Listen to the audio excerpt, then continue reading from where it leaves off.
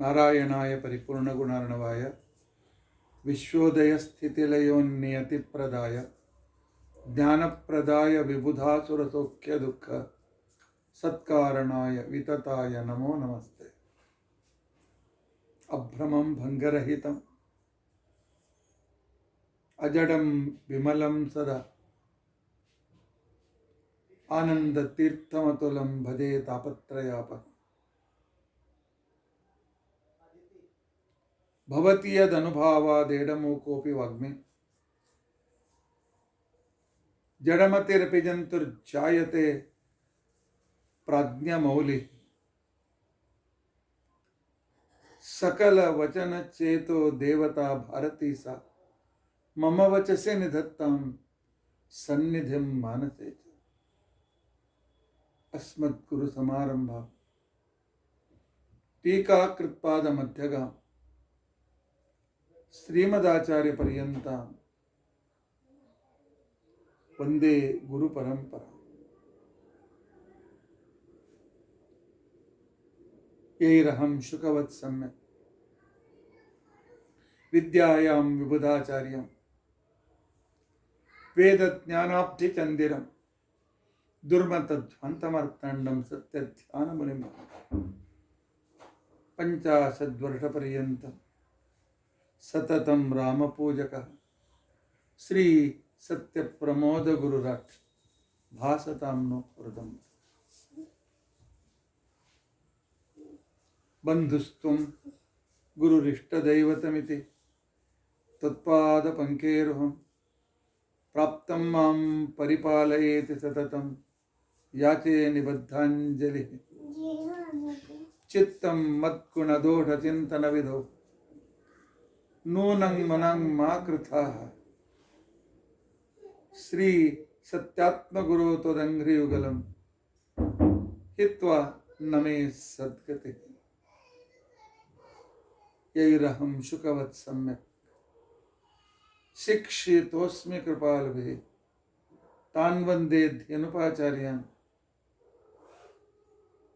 तत्त्वज्ञानार्थसिद्धये। श्री गुरुभ्यो नमः। हरिः ओम हरिः ओम हरिः ओम। स्वस्तिस्तु असेढसन्मङ्गलानि सन्तु। श्लोकैक श्रवणपठनमात्रेण वक्तुश्च श्रोतॄणां निखिलकलिकृतकल्मषापनोदनपटुतरे धर्माद्यखिलपुरुषार्थसाधने भूते अद्य श्रीमद्भागवत अद्य विष्णु तत्वनिर्णय विवरणारंभे सति किंचित पूर्वकथानुवादः।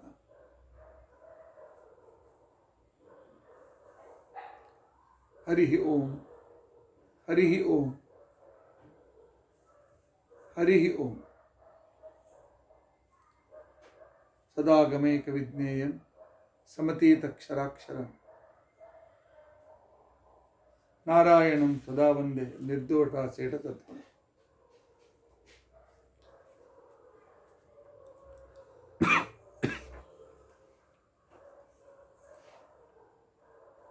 हरे राम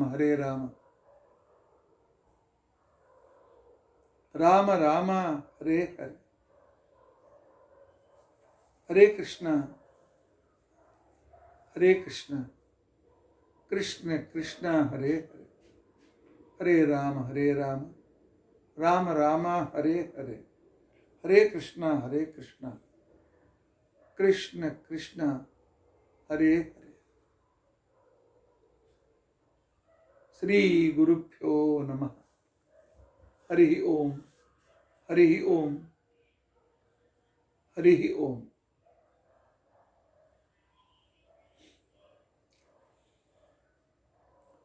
ವಿಷ್ಣು ತತ್ವ ನಿರ್ಣಯದ ವಿವರಣೆಯನ್ನು ಮಾಡ್ತಾ ಇವತ್ತು 4ನೇ ದಿವಸ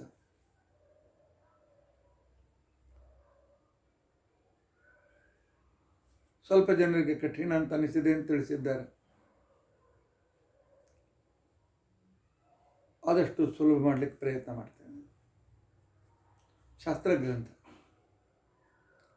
ಆದರೆ ಬಹಳ ಜನರು ಇದನ್ನು ಇದೇ ರೀತಿಯಾಗಿ ಡಿಟೇಲಾಗಿ ಹೇಳಿ ಅಂತ ತಿಳ್ಕೊಂಡಂತೆ ರಿಕ್ವೆಸ್ಟ್ ಮಾಡಿದ್ದಾರೆ.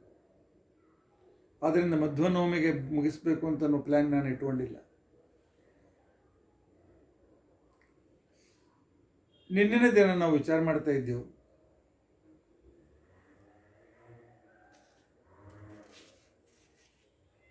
ಉದಿತೇ ಜುಹೋತಿ ಅನುದಿತೇ ಜುಹೋತಿ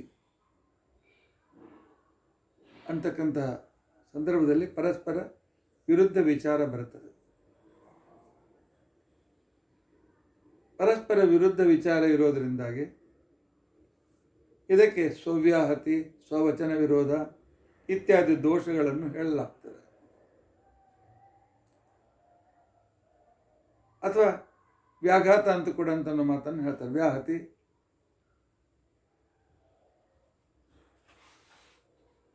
ವ್ಯಾಹತಿ ಅಂತಿಕೊಂಡಂತಂದರೆ ಅಸಂಬಂಧಾರ್ಥಕ ವಾಕ್ಯ ಅಂತಿಕೊಂಡು, ಸಂಬಂಧ ಇಲ್ಲದ ವಾಕ್ಯಗಳು ಅಂತ ಅರ್ಥ. ಅದಕ್ಕೆ ಶ್ರೀಮದಾಚಾರ್ಯ ಕೇಳ್ತಾರೆ, ಸರಿಯಪ್ಪ, ವೇದಗಳನ್ನು ಮೇಲ್ನೋಟಕ್ಕೆ ನೋಡಿ ಈ ರೀತಿಯಾಗಿರ್ತಕ್ಕಂಥ ವ್ಯಾಹತಿಯನ್ನು ಹೇಳ್ತಿರೋ, ಅಂದರೆ ವೇದಗಳು ಅಪ್ರಮಾಣ ಅಂತ ಹೇಳ್ತಿರೋ, ಅಥವಾ ವೇದಗಳು ಸರ್ವಥಾ ಅಪ್ರಮಾಣ ಅಂತ ಹೇಳ್ತಿರೋ? ಇಲ್ಲ, ಸ್ವಲ್ಪ ಮೇಲ್ಮೇಲೆ ಸೂಪರ್ಫಿಷಿಯಲ್ ನೋಡಿ ವೇದದಲ್ಲಿ ಈ ರೀತಿಯಾಗಿರ್ತಕ್ಕಂಥ ಪರಸ್ಪರ ವಿರುದ್ಧ ವಿಚಾರಗಳು ಬಂದಿವೆ ಅಂತ ನಾವು ಹೇಳ್ತೇವೆ ಅಂತಂದರೆ, ಅದಕ್ಕೋಸ್ಕರ ಆಚಾರ್ಯ ಹೇಳ್ತಾರೆ, ಅಪಾತತಃ ನೋಡಿ ನಾನು ಹೇಳ್ತೇನೆ ಅಂತ ತಿಳ್ಕೊಂಡಂತ ಅನ್ನೋದು ಇದು ಅಪಾತತಃ ನೋಡಿ ನಾನು ಅಂತೇನೆ ಅಂತಂದರೆ ಹಾಗೆ ಹೇಳಿಕ್ಕೆ ಬರೋದಿಲ್ಪ. ಯಾಕೆಂತಂದರೆ ಕೆಲವು ಸಲ ಪ್ರಾಮಾಣಿಕ ಗ್ರಂಥಗಳು ಕೂಡ ಮೇಲ್ನೋಟಕ್ಕೆ ಒಮ್ಮೊಮ್ಮೆ ಅಪ್ರಮಾಣ, ವ್ಯಾಹತ, ಸರಿಯಿಲ್ಲ ಅಂತ ಅನ್ನಿಸ್ತದೆ. ಆದರೆ ಅವು ನಿಜವಾಗಿ ಪ್ರಮಾಣ ಪ್ರಮಿತವಾಗಿರ್ತದೆ, ಅದು ಪ್ರಮಾಣಕ್ಕೆ ಸರಿಯಾಗಿರುತ್ತೆ. ಈಗ ಉದಾಹರಣೆಗೆ, ಇಬ್ಬರು ಹೊರಟಿದ್ದಾರೆ, ಎದುರಿಗೊಂದು ಪರ್ವತ. ಒಬ್ಬನಿಗೆ ಹೊಗೆ ಕಾಣಿಸ್ತದೆ, ಅವನು ಹೇಳ್ತಾನೆ ಪರ್ವತದಲ್ಲಿ ಬೆಂಕಿ ಇದಪ್ಪ ಅಂತ ಕೊಂಡು. ಇವನು ನಿಂತ ಆ್ಯಂಗಲ್ನಿಂದ ಹೊಗೆ ಕಾಣಿಸೋದಿಲ್ಲ. ಅವನೇ ಹೇಳ್ತಾನೆ ಇಲ್ಲ, ಪರ್ವತದಲ್ಲಿ ಬೆಂಕಿ ಇಲ್ಲ ಅಂತ ತಿಳ್ಕೊಂಡ. ಇನ್ನು ಯಾರ ಮಾತು ಸತ್ಯ? ಇಬ್ಬರ ಮೇಲೆ ಹೋಗ್ತಾರೆ. ಅವ್ನು ತೋರಿಸ್ತಾನೆ, ನೋಡು ಅಲ್ಲಿ ಹೊಗೆ ಬರ್ಲಿಕ್ಕತ್ತಲ್ಲ, ಅಲ್ಲಿ ಬೆಂಕಿ ಅದು ನೋಡು ಅಂತ ತಿಳ್ಕೊಂಡ. ಅವನು ಹೇಳ್ದ, ಅಲ್ಲೆಲ್ಲ ನಾನು ಈ ಕಡೆ ನೋಡು ಸರೋವರ ಅದ, ಇಲ್ಲೆಲ್ಲಿ ಬೆಂಕಿ ಅದನ. ಈಗ ಇಬ್ಬರು ಪ್ರಮಾಣವಾಗಿ ಹೇಳಿದ್ದಾರೆ, ಇಬ್ಬರು ಪ್ರಮಾಣವಾಗಿ ಹೇಳಿದ್ದಾರೆ. ಆದರೆ ಮೇಲಿನಿಂದ ನೋಡಿದಾಗ ಇಬ್ಬರ ಮಾತು ಸುಳ್ಳು ಅಂತ ಕೊಂಡಂತ ಅನಿಸ್ತದೆ.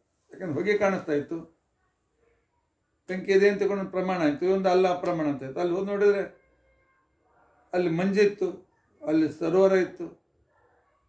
ಅದರಿಂದ ಅವನ ಮಾತು ಸತ್ಯ. ಆದ್ದರಿಂದ ಅಪಾತತಃ ವ್ಯಾಹತಿ ಇದ್ದರೂ ಕೂಡ ಅದನ್ನು ಅಪ್ರಾಮಾಣಿಕ ಅಂತಕೊಂಡು ಅಂತ ಹೇಳಿದರೆ, ಆವಾಗ ವ್ಯಾಹತತ್ವಾತ್ ಅಂತನ್ನುವ ಹೇತು ಅಂತಕೊಂಡಂತೇನಿದೆ ಅದು ವ್ಯಭಿಚರಿತವಾಗ್ತದೆ. ಅದು ಸರಿಯಾಗಿರ್ತಕ್ಕಂತಹ ಕ್ರಮ ಅಂತಕೊಂಡಂತ ಕಾರ್ಯಕಾರಣ ಭಾವಭಂಗ ಬರೋದಿಲ್ಲ ಅಂತಕೊಂಡು. ಇಲ್ಲಿ ಕಾರ್ಯಕಾರಣಗಳು ಪ್ರಾಮಾಣಿಕವಾಗೇ ಇರ್ತವೆ. ಇನ್ನು ವೇದವಚನಗಳೆಲ್ಲ ಸರ್ವಥಾ ಅಪ್ರಮಾಣ ಅಂತಂತೇನೆ. ಯಾಕೆ? ಒಂದು ಬೆಳಗ್ಗೆ ಹೋಮ ಮಾಡೋಂತಕೊಂಡಂತ, ಇನ್ನೊಂದಂತ ಸಾಯಂಕಾಲ ಸೂರ್ಯಾಸ್ತ ಅಂದ್ರೆ ಹೋಮ ಮಾಡೋಂಥದ್ದು. ನಾನು ಸರ್ವಥಾ ಅಂತೀನಿ ಅಂತ ತಿಳ್ಕೊಂಡಂತಂದರೆ ಇದು ಕೂಡ ಸರಿಯಲ್ಲ. ಯಾಕೆ ಅಂತ ತಿಳ್ಕೊಂಡಂತಂದರೆ, ಒಂದು ದೃಷ್ಟಿಯಿಂದ ಎರಡೂ ವಾಕ್ಯಗಳು ಪ್ರಮಾಣವೇ. ಕೆಲವು ಅಧಿಕಾರಿಗಳು ಏನು ಹೇಳ್ತಾರೆ,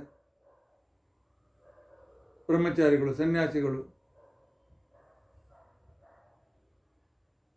ಅವ್ರಿಗೆ ಉದಿತೇ ಜುಹೋತಿ ಅಂತ ಹೇಳೋದು, ಸೂರ್ಯಾಸ್ತ ಪೂರ್ವದಲ್ಲಿ ಎಲ್ಲ ಕೆಲಸ ಮಾಡಿ ಅಂತೇಳಿ. ಇನ್ನೊಬ್ಬ ಗೃಹಸ್ಥ ಇದ್ದಾನೆ, ಗುರುಗಳ ಹತ್ರ ಬಂದಂತಾನೆ, ನಾವು ಬೆಳಗ್ಗೆ 4 ಗಂಟೆಗೆ ಕೆಲಸಕ್ಕೆ ಹೋಗಬೇಕು, ನಾನು ಸಾಯಂಕಾಲ ಮನೆಗೆ ಬರ್ತೇನೆ, ಏನು ಮಾಡಬೇಕು, ಹೋಮವನ್ನು ಬಿಟ್ಬಿಡ್ಲಾ ಅಂತ ತಿಳ್ಕೊಳಕ್ಕೆ ಬೇಡಪ್ಪ, ಸೂರ್ಯಾಸ್ತಂದಲ್ಲಿ ಮಾಡ್ಲಿಕ್ಕೆ ಬರ್ತದೆ ಮಾಡು. ಎರಡೂ ವಾಕ್ಯಗಳು ಅಧಿಕಾರಿ ಭೇದದಿಂದ ಪ್ರಮಾಣವೇ. ಆದ್ದರಿಂದಾಗಿ ಉದಿತೆ ಪರಸ್ಪರ ವಿರುದ್ಧ ಅಪಾತತಃ ಕಾಣ್ತೇವೆ ಅಥವಾ ಪರಸ್ಪರದ ವಿರುದ್ಧ ವಚನವೇ ಅಂತಕೊಂಡಂತಂದರೆ ಅದು ಅಧಿಕಾರಿ ಭೇದದಿಂದ ಇಬ್ಬರಿಗೂ ಕೂಡ ಅದು ಪ್ರಾಮಾಣಿಕವೇ. ಆದ್ದರಿಂದಾಗಿ ವೇದವಚನಾನಿ ಅಪ್ರಮಾಣಾನಿ ಅಂತಿಕೊಂಡಂತೆ ನೀನು ಸಾಧ್ಯ ಮಾಡಿದೆಯಲ್ಲ, ಆ ವಿಷಯದಲ್ಲಿ ಸಂದೇಹ ಬರ್ತದೆ. ಅಪ್ರಮಾಣತ್ವದ ಅಭಾವದ ವಿಷಯದಲ್ಲಿ ಬಂದದ್ರಿಂದಾಗಿ ನಿನ್ನ ಈ ಏನು ಪ್ರತಿಜ್ಞೆ ಇದೆಯಲ್ಲ, ವೇದವಚನಾನಿ ಅಪ್ರಮಾಣಾನಿ ಸ್ವಯಾತ ವಚನಾನ ವ್ಯಾಘಾತ ಇತ್ಯಾದಿ ಹೇಳ್ತೀಯಲ್ಲ, ಈ ಒಂದು ನಿನ್ನ ಅನುಮಾನ ಅಂತಿಕೊಂಡಂತೇನಿದೆ, ಇದಕ್ಕೆ ಬಾಧ ಸಂದೇಹ ಅಂತಿಕೊಂಡಂತ ನಮ್ಮ ದೋಷದಿಂದ ಯುಕ್ತವಾದ್ದರಿಂದಾಗಿ ನೀನು ಈ ವಾಕ್ಯಗಳನ್ನು ಇಟ್ಟುಕೊಂಡು ವೇದ ಅಪ್ರಮಾಣ ಅಂತ ಹೇಳಲಿಕ್ಕೆ ಬರೋದಿಲ್ಲ. ನೋಡಿ ಎಷ್ಟು ಸೂಕ್ಷ್ಮವಾಗಿ ವಿಚಾರ ಮಾಡ್ತಾರೆ. ಪರಸ್ಪರ ಎರಡು ವಚನಗಳು, ಒಂದು ಕಡೆ ಹೇಳ್ತದೆ ಫಲಾಂಡುಂ ನ ಭಕ್ಷಯೇತ ಆಮಿಷಂ ನ ಖಾದೇತ ಅಂತ ಕೊಂಡಂತ ಹೇಳ್ತಾರೆ. ಇನ್ನೊಂದು ಸಂದರ್ಭದಲ್ಲಿ ಹೇಳ್ತದೆ ಕ್ಷತ್ರಿಯ ಆಕೇಟಂ ಕೃತ್ವ ಪಶೂನ್ ಭಂಕ್ಷಯತಿ ಸ್ಮ. ಕ್ಷತ್ರಿಯರು ಬೇಟೆ ಮಾಡಿ ಪ್ರಾಣಿಗಳನ್ನು ತಂದು ಅದನ್ನು ಬೇಯಿಸಿ ತಿಂತಿದ್ರು ಅಂತ ತಿಳ್ಕೊಂಡಂತೇಳಿ ಅನ್ನೋ ವರ್ಣನೆಯೂ ಕೂಡ ಆಗಮದಲ್ಲಿ ಬರ್ತದೆ. ಒಂದು ಕಡೆಗೆ ಸರ್ವತಾ ಮುಟ್ಟಬೇಡ ಅಂತ ಹೇಳ್ತಾರೆ, ಇನ್ನೊಂದು ಕಡೆ ತಿಂದಾನ ಅಂತ ಕೂಡ ಹೇಳ್ತಾರೆ. ಏನು ಮಾಡಬೇಕು? ಗ್ರಂಥಗಳು ಒಂದೇ ಗ್ರಂಥದಲ್ಲಿ ಆ ಸಂದರ್ಭದಲ್ಲಿ ಇಟ್ಟಬೇಕು. ಕ್ಷತ್ರಿಯರಿಗೆ ಮತ್ತು ಅತಿ ಕಠಿಣ ಮಾಡ್ತಕ್ಕಂಥ ಶೂದ್ರರಿಗೆ ಅಂಥ ವಿಶಿಷ್ಟ ಕೆಲಸ ಮಾಡುವಾಗ ಮಾಂಸಾಹಾರ ಗ್ರಾಹ್ಯ ಇತ್ತು. ಆನಂತರ ಬ್ರಾಹ್ಮಣರಿಗೆ, ವಾನಪ್ರಸ್ಥ ಬ್ರಹ್ಮಚಾರಿಗಳಿಗೆ, ಸನ್ಯಾಸಿಗಳಿಗೆ, ಗೃಹಸ್ಥರಿಗೆ, ಅಂದರೆ ಯಾರು ಬ್ರಾಹ್ಮಣರಾಗಿದ್ದಾರೆ ಇವರೆಲ್ಲರಿಗೂ ಮಾಂಸ ನಿಷ್ಠತೆ. ಯಾಕಂದರೆ ಇವ್ರಿಗೆ ಕಠೋರ ಕೆಲಸ ಇಲ್ಲೇ ಇಲ್ಲ, ಯುದ್ಧ ಮಾಡಕ್ಕೆ ಹೋಗಿ ಪ್ರಸಂಗ ಬೀಳೋದಿಲ್ಲ ಇವರಿಗೆ. ಆದ್ದರಿಂದ ಎರಡೂ ವಾಕ್ಯಗಳು ಪ್ರಮಾಣವಾಗ್ತವೆ. ಆದ್ದರಿಂದ ಕೇವಲ ಕೆಲವು ವಿರುದ್ಧ ವಾಕ್ಯ ಕಾಣ್ತದೆ ಅಂತ ತಿಳ್ಕೊಂಡು ಅಂತೇಳಿ ಸಂಪೂರ್ಣ ವೇದ ಅಪ್ರಮಾಣ ಅಂತ ಅನ್ಲಿಕ್ಕಾಗ್ತದ? ಆಗೋದಿಲ್ಲ. ಆಗ ಇನ್ನೊಂದೇನಿದೆ ಅಂತಕೊಂಡಂತಂದರೆ, ಶಾಸ್ತ್ರದಲ್ಲಿ ಪುನರುಕ್ತಿ ಇದು ಅಪ್ರಮಾಣ ಅಂತ ತಿಳ್ಕೊಂಡಂತ ಅನ್ಸ್ಕೊಳ್ತದೆ. ಪುನರುಕ್ತಿ ಅಪ್ರಮಾಣ ಅಂತ ಹೇಳಿದ್ದನ್ನು ಹೇಳ್ಕೊತ ಹೋಗ್ಬಾರ್ದು. ಅದ್ರ ಆಚಾರ್ಯ ನೀವು ಒಂದು ಹೇಳ್ತೀರಿ, ಮತ್ತೆ ತಿಳಿಸ್ತೀರಿ, ಮತ್ತೆ ಹೇಳ್ತೀರಿ, ಮತ್ತೆ ತಿಳಿಸ್ತೀರಿ. ಒಂದು ಸಾಮಾನ್ಯ ನಿಯಮ ಇದು ಪುನರುಕ್ತಿ. ಒಂದು ಗಂಭೀರ ಗ್ರಂಥದಲ್ಲಿ ರಾಮನು ಮಾರೀಚನನ್ನು ಕೊಂದನು, ರಾಮನು ಮಾರೀಚನನ್ನು ಕೊಂದನು ಹೇಳಿದ್ನಲ್ಲೋ, ರಾಮನು ಮಾರೀಚನನ್ನು ಕೊಂದ ಅಂತೇಳಿ. ಈ ರೀತಿಯಾಗಿ ಇದು ವ್ಯವಹಾರದಲ್ಲೇನೋ ಪುನರುಕ್ತಿ ಆಗ್ಬೋದೇ ಹೊರತು ಶಾಸ್ತ್ರದಲ್ಲಿ ಈ ರೀತಿಯಾಗಿ ಸರಿಯಲ್ಲ.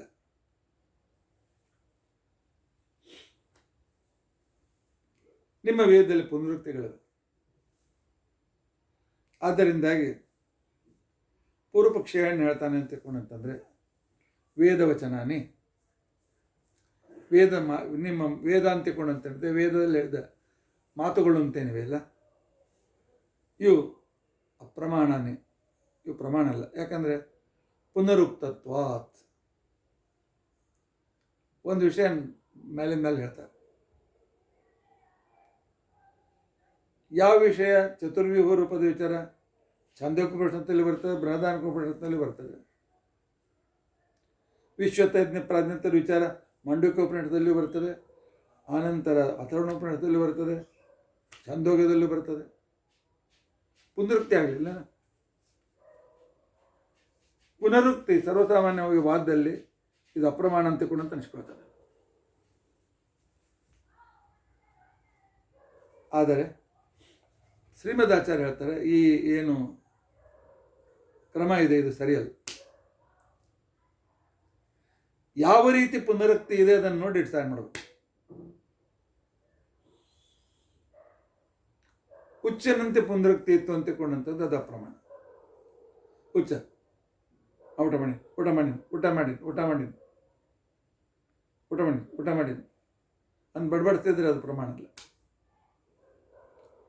ಉನ್ಮತ್ತ ವಾಕ್ಯ ರೀತಿಯಿಂದ ಇರ್ತಕ್ಕಂಥದ್ದು ಪ್ರಮಾಣ ಅಲ್ಲ. ಆದರೆ ವಿಷಯವನ್ನು ತಿರುಗಿ ಪುನಃ ತಿಳಿಸೋದಕ್ಕೋಸ್ಕರ, ಸ್ಪಷ್ಟ ಮಾಡೋದಕ್ಕೋಸ್ಕರ ನಾನು ನಿನ್ನೆ ಏನು ಹೇಳಿದೆ ಅಂತಿಕೊಂಡಂತ ಅನ್ನೋದು ಹೇಳಿ ನಂತರ ನಿಮಗೆ ನಾನು ಅದನ್ನು ಸೂಚನೆ ಮಾಡ್ತೇನೆ. ಅದನ್ನು ಮತ್ತೆ ಪುನಃ ಹೇಳಿ ಮತ್ತೆ ಪುನಃ ಮುಂದೆ ಹೋಗ್ತೇನೆ. ಹಾಗಾದರೆ ಈ ಪ್ರವಚನ ಎಲ್ಲ ಅಪ್ರಮಾಣವೇನು ಅಲ್ಲ. ಶಿಷ್ಯರಿಗೆ ತಿಳಿಸಿ ಹೇಳುವುದಕ್ಕೋಸ್ಕರ ಅಥವಾ ಒಂದು ಸಿಂಪೋಜಿಯಂ ಅದು.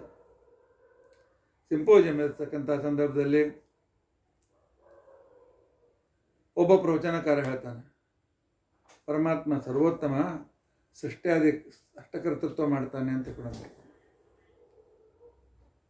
ಆ ನಂತರ ಮತ್ತೊಬ್ಬ ವಿದ್ವಾಂಸನ ನಂಬರ್ ಬರ್ತದೆ. ಅವನು ಹೇಳ್ತಾನೆ ಪರಮಾತ್ಮ ಸರ್ವೋತ್ತಮ, ಯಾಕೆ ಸಕಲ ವೇದಗಳಲ್ಲಿ ಅವನನ್ನೇ ವರ್ಣನೆ ಮಾಡ್ಯಾರ್ರಿ.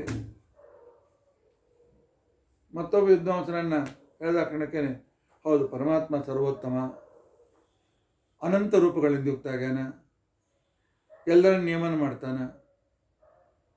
ಮತ್ತೊಬ್ಬರ ವಿದ್ವಾಂಸರು ಬರ್ತಾರೆ, ಇಲ್ಲ ಶಾಸ್ತ್ರದಲ್ಲಿ ಅವನನ್ನೇ ಪಡೆಯಬೇಕು, ಅವನಿಂದಲೇ ಮೋಕ್ಷ ಅಂತ ಹೇಳ್ಯಾರ,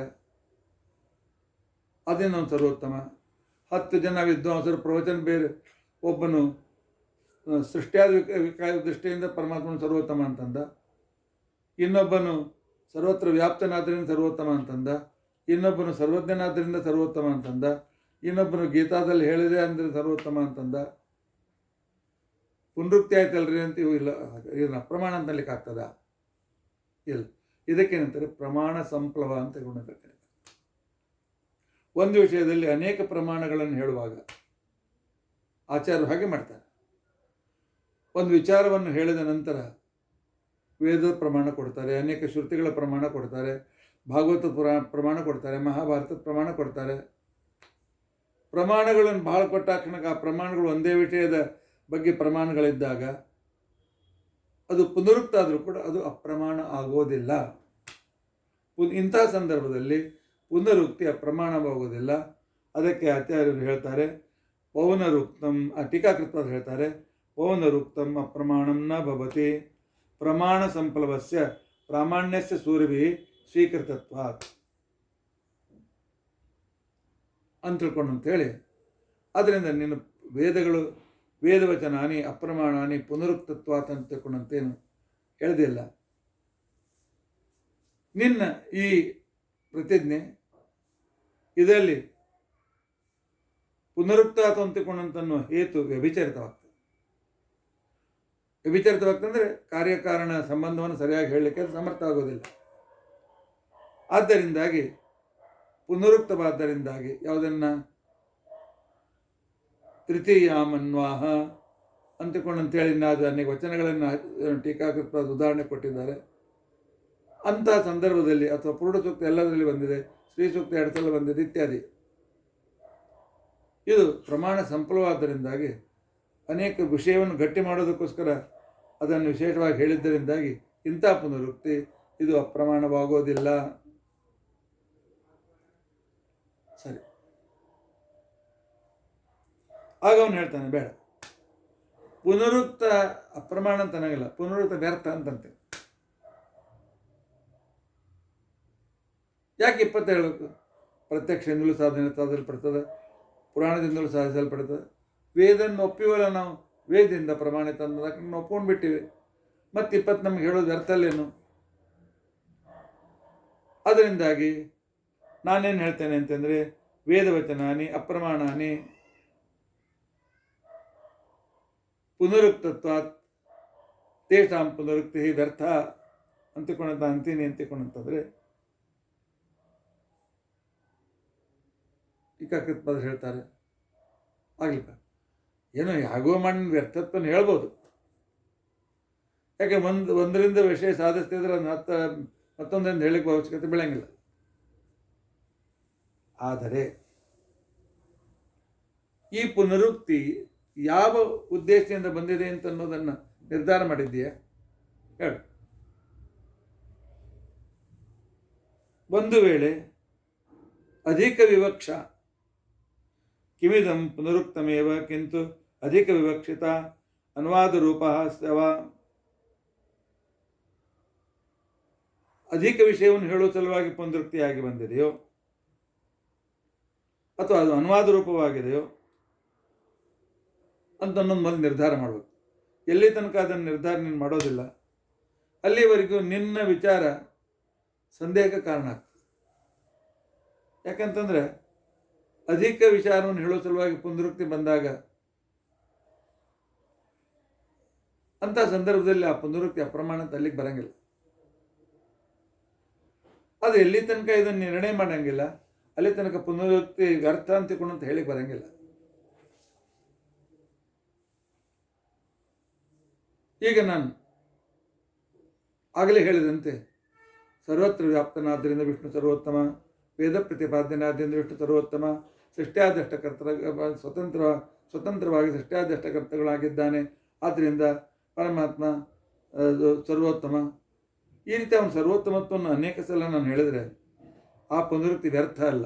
ಯಾಕಂತ ತಿಳ್ಕೊಂಡಂತಂದರೆ ಆ ಪುನರುಕ್ತಿ ಹೆಚ್ಚಿನ ವಿಷಯವನ್ನು ತಿಳಿಸೋದಕ್ಕೋಸ್ಕರ ಇರೋದರಿಂದಾಗಿ ವ್ಯರ್ಥ ಬರೋದಿಲ್ಲ. ಯಾಕೆಂದರೆ ಶಾಸ್ತ್ರಗಳಲ್ಲಿ ಒಂದ್ಸಲ ಹೇಳಿದ್ದನ್ನು ಅದನ್ನು ಮತ್ತೆ ಪುನಃ ಗಟ್ಟಿ ಮಾಡೋದಕ್ಕೋಸ್ಕರ ಹೆಚ್ಚಿನ ಸಂಗತಿಯನ್ನು ತಿಳಿಸೋದಕ್ಕೋಸ್ಕರ ಪುನರುಕ್ತಿಯನ್ನು ಮಾಡ್ತಾರೆ. ಕೆಲವು ಸರತಕ್ಕೆ ಪ್ರತಿವಾದಿಯನ್ನು ಖಂಡನ ಮಾಡಬೇಕಾಗಿದೆ. ಖಂಡನ ಮಾಡಬೇಕಾದಾಗ ಅವನು ಮಾಡಿದ ಪೂರ್ವಪಕ್ಷನ ಪುನಃ ಅನುವಾದ ಮಾಡ್ತೀವಿ, ಇವನು ಹೀಗೆ ಹೇಳ್ತಾನೆ ಅಂತ ತಿಳ್ಕೊಂಡಂತೇಳಿ ಆಮೇಲೆ ಖಂಡನ ಮಾಡ್ತೀವಿ. ಖಂಡನೆಗೋಸ್ಕರ ಮೊದಲು ಪ್ರತಿವಾದಿ ಹೇಳಿದ ಪೂರ್ವಪಕ್ಷವನ್ನು ಪುನಃ ಅನುವಾದ ಮಾಡಿ ಅದನ್ನು ಉತ್ತರ ಕೊಡುವ ಸಂದರ್ಭದಲ್ಲಿ ಆಗಲೂ ಕೂಡ ಪುನರುಕ್ತಿ ದೋಷ ಅಂತ ತಿಳ್ಕೊಂಡಂತೇಳಿ ಅನ್ನಲಿಕ್ಕೆ ಬರೋದಿಲ್ಲ. ಆದ್ದರಿಂದಾಗಿ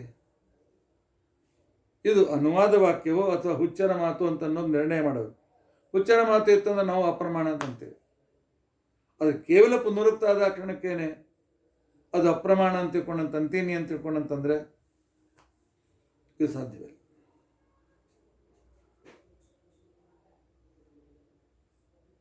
ಮತ್ತೆ ಅವನು ಬದಲಾಯಿಸ್ತಾನೆ. ಈಗ ಅವನನ್ನು ಎಷ್ಟು ರೀತಿಯಿಂದ ಖಂಡನೆ ಮಾಡಿದರು? ವೇದವಚನಾನಿ ಅಪ್ರಮಾಣಾನಿ ಅಂಧತತ್ವಾತ್, ವೇದವಚನಾನಿ ಅಪ್ರಮಾಣಾನಿ ಸ್ವವ್ಯಾಹತತ್ವಾತ್. ಬೇರೆ ಬೇರೆ ಪರಸ್ಪರ ವಿರುದ್ಧ ವಿಚಾರವನ್ನು ಹೇಳ್ತಾರೆ ಅಂತ ತಿಳ್ಕೊಂಡ್ರೆ ವೇದವಚನಾನಿ ಅಪ್ರಮಾಣಾನಿ ಪುನರುಕ್ತತ್ವಾತ್ ಅಂತನ್ನೋ ಸಂದರ್ಭವನ್ನು ಈಗ ಸದ್ಯಕ್ಕೆ ವಿವರಣೆ ಮಾಡಿ ಆಯಿತು. ಅಥವಾ ಅದ್ರ ಜೊತೆಗೆ ಇನ್ನೊಂದು ವೇದವಚನಾನಿ ನ ವ್ಯರ್ಥಾನಿ, ವೇದವಚನಾನಿ ವ್ಯರ್ಥಾನಿ ಪುನರುಕ್ತತ್ವಾತ್, ವೇದವಚನಗಳು ಪುನರುಕ್ತಿ ಆದ್ದರಿಂದ ವ್ಯರ್ಥ ಅಂತ ಹೇಳೋದು ಅದು ಕೂಡ ತಪ್ಪು.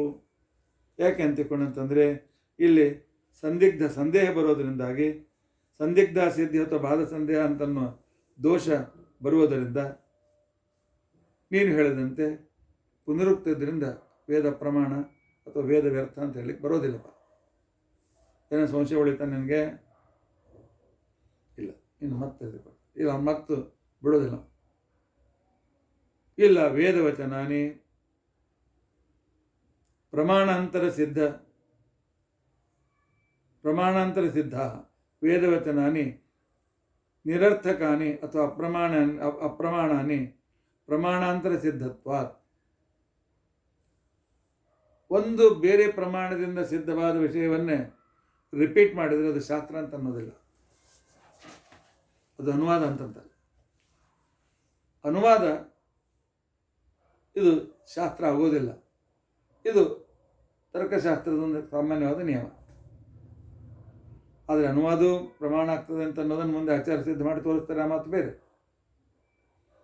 ಆದರೆ ಒಬ್ಬನೇ ಹೇಳಿದ್ದೀವ ಹೇಳಬಾರ್ದು. ಇನ್ನು ದೊಡ್ಡಷ್ಟಕ್ಕೇನು. ಒಬ್ಬನೊಂದು ಪುಸ್ತಕ ಬರೆದ, ಅದನ್ನೇನು ಕಾಪಿ ಮಾಡಿ ನನ್ನ ಹೆಸರಲ್ಲಿ ಪ್ರಿಂಟ್ ಮಾಡಿದರೆ? ಪ್ರಮಾಣಾಂತರ ಸಿದ್ಧವಾದದ್ದನ್ನು ನಾನು ಹೇಳಿದ್ರೆ ನನ್ನ ಪುಸ್ತಕಕ್ಕೆ ಬೆಲೆ ಇಲ್ಲ. ಅದು ಆವಾಗ ಅಪ್ರಮಾಣ ಅಂತಕೊಂಡು ಅನಿಸ್ಕೊಳ್ತದೆ, ಅಥವಾ ವ್ಯರ್ಥ ಅಂತಕೊಂಡು ಅನಿಸ್ಕೊಳ್ತದೆ. ಅದಕ್ಕೆ ಅವನು ಉತ್ತರ ಕೊಟ್ಟ. ಬೌದ್ಧರೇನು ಉತ್ತರ ಕೊಟ್ಟರು? ವೇದದಲ್ಲಿ ಒಂದು ಮಂತ್ರ ಬರ್ತದೆ, ಒಂದು ವಚನ ವಾಕ್ಯ ಬರ್ತದೆ. ಅಗ್ನಿ ಹಿಮಸ್ಯ ಭೇಟಜಂ. ಬಹಳ ಚಳಿಯಾದಾಗ ಬೆಂಕಿ ಹಚ್ಕೊಂಡು ಕೂತ್ಕೊಂಡ್ರೆ ಚಳಿ ಹೋಗ್ತದೆ. ಚಳಿಗೆ ಬೆಂಕಿ, ಚಳಿಯನ್ನು ದೂರ ಮಾಡಲು ಬೆಂಕಿ ಒಂದು ಔಷಧಿ ಇದ್ದಾಗ, ಉಪಾಯ. ಇದನ್ನು ವೇದಶಾಸ್ತ್ರ ಹೇಳ್ಬೇಕೇನ? ಕಾಡಿನಲ್ಲಿರ್ತಕ್ಕಂಥ ಆ ನಿರಕ್ಷರ ಕುಕ್ಷಿಗಳಿಗೂ ಗೊತ್ತದು. ಥಂಡಿ ದಿವಸದಾಗ ಒಣ ಎಲ್ಲ ಜೋಡಿಸ್ಕೊಂಡು ಅದನ್ನು ಕಾಯ್ಸ್ಕೊತ ಕೊಡ್ತಾರೆ. ಅದನ್ನು ವೇದ ಹೇಳಬೇಕೇನು ಅಂತ ತಿಳ್ಕೊಂಡಂತ ಹೇಳಿ ಪೂರ್ವಪಕ್ಷ ಆಕ್ಷೇಪ ಮಾಡಿದಾಗ ಆಗ ಟೀಕಾರರು ಕೇಳ್ತಾರೆ, ಸರಿಯಪ್ಪ, ಯಾವುದು ಪ್ರಮಾಣಾಂತರ ಸಿದ್ಧವಾದದ್ದನ್ನು ಅಂತ ತಿಳ್ಕೊಂಡಂತಿಲ್ಲ. ಈ ಪ್ರಮಾಣಾಂತರ ಸಿದ್ಧ ಆಗ್ಯದ ಅಂತ ತಿಳ್ಕೊಂಡಂತ ಹೇಳಿ ಮೇಲಿನಿಂದ ಮೇಲ್ನೋಟ ಆಪಾತತಃ ನೋಡಿ ಹೇಳ್ತೀಯೋ, ಅಥವಾ ಮೇಲ್ನೋಟಕ್ಕೆ ಅವ್ರು ಹೇಳಿದ್ದು ಇದನ್ನೇ ಶಾಸ್ತ್ರ ಹೇಳಿದೆ ಅಂತಂತೀಯೋ, ಅಥವಾ ಸರ್ವಥಾ ಅಪ್ರಮಾಣ ಅಂತಂತೀಯ? ಹೇಳು.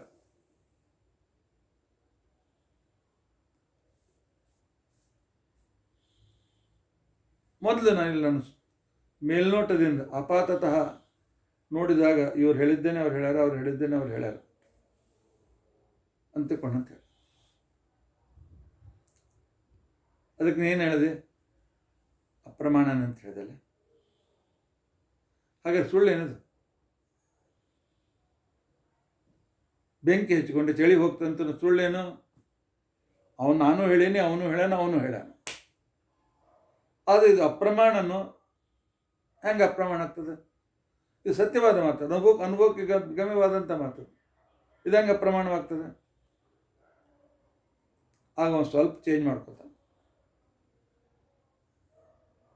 ಆದರೆ ಪ್ರಮಾಣಾಂತರ ಸಿದ್ಧವಾಗಿರ್ತಕ್ಕಂಥದ್ದು ಅಪ್ರಮಾಣ ಅಂತ ಹೇಳಲಿಕ್ಕಂತೂ ಬರೋದಿಲ್ಲ. ಇಲ್ಲ, ಮತ್ತು ನಾನು ಅವ್ರು ಹೇಳಿದ್ದನ್ನು ಹೇಳಿದ್ರೆ ನಿರರ್ಥಕ ಅಂತೀನಿ ಅಂತಕೊಂಡಂತಂದ. ನಿರರ್ಥಕ ಅಂತಕೊಂಡಂತ ಅಲ್ಲಿಗೆ ಬರಂಗಿಲ್ಲಪ್ಪ. ಅವನು ಈಗ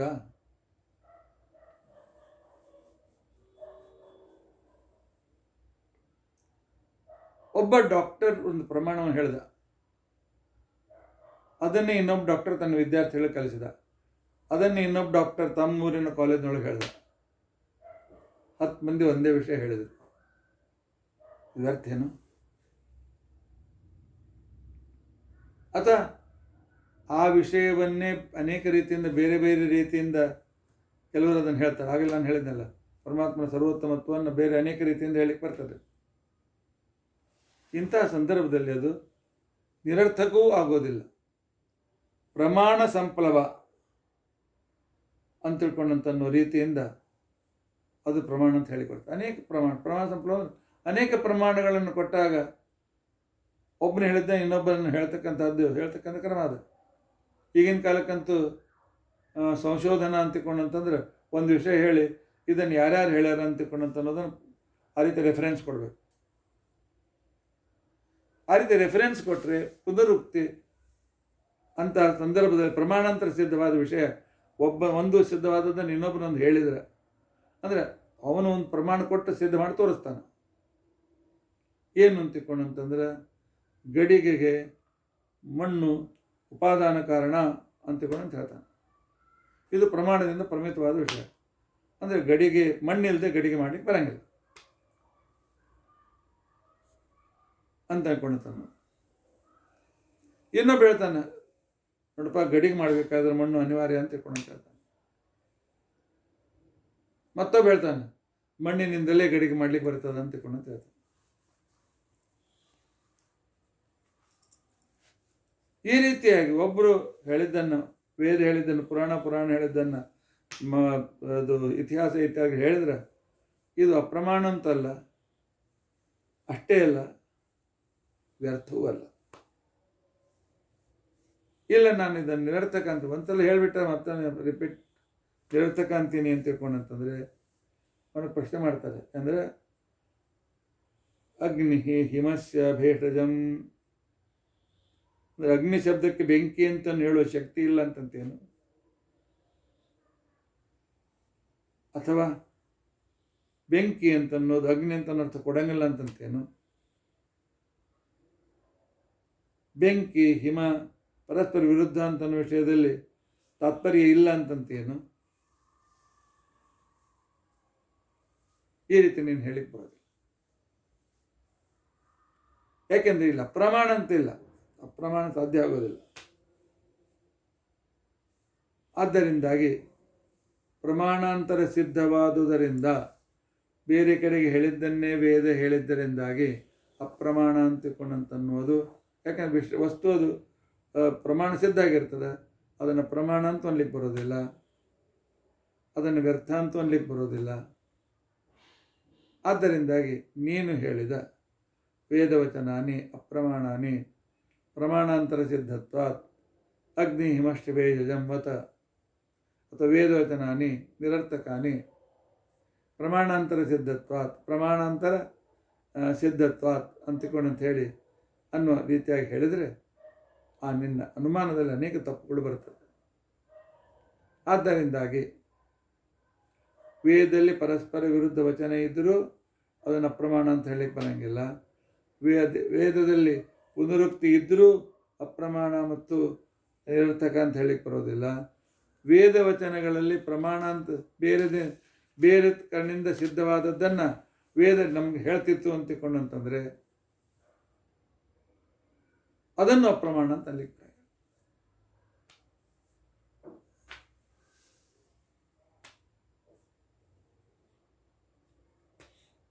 ಆದ್ದರಿಂದಾಗಿ ನಿನ್ನ ವಾದ ಸರಿಯಲ್ಲ. ಈಗ ಮತ್ತೆ ನಾನು ಪುನರುಕ್ತಿ ಮಾಡ್ತೇನೆ, ಅಪ್ರಮಾಣ ಅಂತ ಅನ್ಲಿಕ್ಕೆ ಹೋಗ್ಬೇಡಿ. ಇಲ್ಲಿವರೆಗೂ ಪೂರ್ವಪಕ್ಷ ಮಾಡಿದ್ದೇನು, ವೇದದಲ್ಲಿ ಹೇಳಿದಂತೆ ಕೆಲವು ಸಲ ಆಗೋದಿಲ್ಲ, ಪುತ್ರಕಾಮೇಷ್ಟಿ ಮಾಡಿದ್ರೆ ಪುತ್ರ ಆಗೋದಿಲ್ಲ, ಆದ್ದರಿಂದ ವೇದ ಸುಳ್ಳು ಹೇಳ್ತದೆ, ಆದ್ದರಿಂದ ಅಪ್ರಮಾಣ ಅಂತ ಹೇಳಿದ್ದಕ್ಕೆ ಅವನಿಗೆ ಉತ್ತರ ಕೊಟ್ಟರು. ಅಮೃತತ್ವ ಅಂದರೆ ಏನು ಅಂತ ಅನ್ನೋದು ವಿವರಣೆ ಮಾಡು ಅಂತ ಹೇಳಿ. ನಂಬರ್ 2, ವೇದದಲ್ಲಿ ಪರಸ್ಪರ ವಿರುದ್ಧ ವಚನಗಳು ಬಂದಿವೆ, ಅದರಿಂದ ವ್ಯಾಘಾತ ಬರ್ತದೆ, ವ್ಯಾಹತಿ ಬರ್ತದೆ, ಅದಕ್ಕೂ ಉತ್ತರ ಕೊಟ್ಟರು. ಅಧಿಕಾರಿ ಭೇದದಿಂದ ಪರಸ್ಪರ ವಿರುದ್ಧವಾಗಿರ್ತಕ್ಕಂಥ ವಚನಗಳು ಇರ್ಬೋದು. ಒಂದು ಕಡೆ ಬರ್ತದೆ 80 ವರ್ಷ ಆದಮೇಲೆ ಶಕ್ತಿ ಇಲ್ಲದಿದ್ದರೆ, ಬಾಣಂತಿ ಇದ್ದಾಗ, ಅಥವಾ 8 ವರ್ಷದಕ್ಕಿಂತ ಮೊದಲು ಸಣ್ಣ ಹುಡುಗರಿದ್ದಾಗ, ಏಕಾದಶಿ ಉಪವಾಸ ಮಾಡಲಿಕ್ಕಾಗದೇ ಇದ್ದರೆ ಹಾಲು ತಗೊಳ್ಳಬಹುದು ಅಂತಕೊಂಡು ಹೇಳಿದ್ದಾರೆ. ಆದರೆ ಏಕಾದಶಿ ದಿವಸ ಹಾಲು ತಗೊಳ್ಳಿಕ್ಕೆ ಬರ್ತದೆ ಅಂತಕೊಂಡಂತೇಳಿ ಅನ್ನುವುದು ಈ ಅಧಿಕಾರಿಗಳು ಬೇರೆ, ಸರ್ವಥಾ ಏನೂ ಬರೋದಿಲ್ಲ ಅಂತನೋ ಅಧಿಕಾರಿಗಳು ಬೇರೆ. ಎರಡು ಪರಸ್ಪರ ವಿರುದ್ಧ ಮಾತುಗಳೇ. ಆದ್ದರಿಂದಾಗಿ ಪರಸ್ಪರ ವಿರುದ್ಧ ಇದ್ದದ್ದು ವೇದದ ಅಪ್ರಾಮಾಣ್ಯಕ್ಕೆ ಸಿದ್ಧ ಮಾಡಲಿಕ್ಕೆ ಸಮರ್ಥ ಆಗೋದಿಲ್ಲ ಅಂತ. ಆ ನಂತರ ಮತ್ತೇನು ಹೇಳಿದ್ರು, ಇಲ್ಲ ಪುನರುಕ್ತಿಗಳಿದ್ದರೆ ದೋಷ ಅಂತಕೊಂಡಂತೇಳಿ.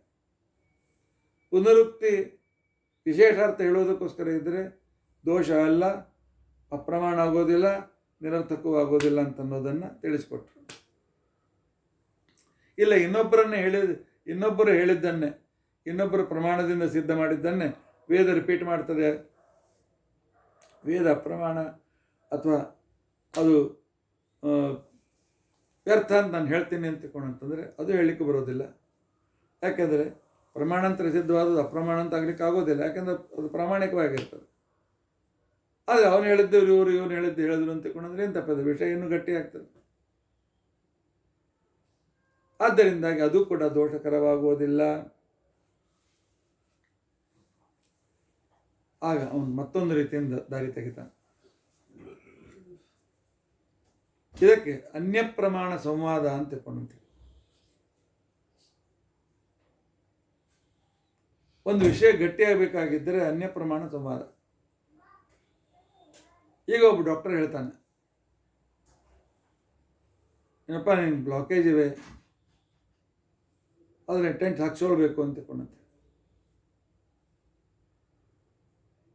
ಮನೆಯವ್ರು ಹೇಳ್ತಾರೆ, ಇನ್ನೊಬ್ಬರು ಡಾಕ್ಟರ್ ತೋರಿಸ್ತೀವಿ, ಸೆಕೆಂಡ್ ಒಪಿನಿಯನ್ ತೆಗೆದುಕೊಂಬಂಡ್ರಿ. ಸೆಕೆಂಡ್ ಒಪಿನಿಯನ್ ತೆಗೆದುಕೊಂಡ ಮೇಲೆ ಅದು ಗಟ್ಟಿ ಆಗ್ತದೆ. ಅದನ್ನು ಶಾಸ್ತ್ರದ ನಿಯಮ ಇದೆ. ನಾನು ಹೇಳಿದ ಸತ್ಯವನ್ನು ಇನ್ನೊಬ್ಬರು ಅದನ್ನು ಸತ್ಯ ಅಂತ ತಿಳ್ಕೊಂಡು ಅಂತೇಳಿ ಸ್ವೀಕಾರ ಮಾಡಿರ್ಬೇಕು. ಇದಕ್ಕೆ ಅನ್ಯ ಪ್ರಮಾಣ ಸಂವಾದ ಅಂತ ತಿಳ್ಕೊಂಡಂತಾರೆ. ನಾನು ಹೇಳಿಸಿದ್ದ ಪ್ರಮಾಣದಿಂದ ಸಿದ್ಧವಾದ ವಿಷಯಕ್ಕೆ ಇನ್ನೊಂದು ಅದಕ್ಕೆ ಸರಿಯಾದ ಪ್ರಮಾಣಗಳಿದ್ದರೆ, ವೇದದಲ್ಲಿ ಬಂದ ವಿಷಯಕ್ಕೆ ಅದೇ ಮಾತು ಉಪನಿಷತ್ನಲ್ಲಿದ್ದರೆ, ಅದೇ ಅಭಿಪ್ರಾಯ ಪುರಾಣದಲ್ಲಿದ್ದರೆ, ಅದೇ ಅಭಿಪ್ರಾಯ ಮಹಾಭಾರತದಲ್ಲಿದ್ದರೆ, ಇಂಥ ಸಂದರ್ಭದಲ್ಲಿ ಅನ್ಯತರ ಪ್ರಮಾಣ ಸಂವಾದ ಅಂತ ತಿಳ್ಕೊಂಡಂತನ್ನುವ ಒಂದು ಗುಣ ಬರ್ತದೆ. ಆಗ ಆ ವಿಷಯ ಗಟ್ಟಿ ಆಗ್ತದೆ.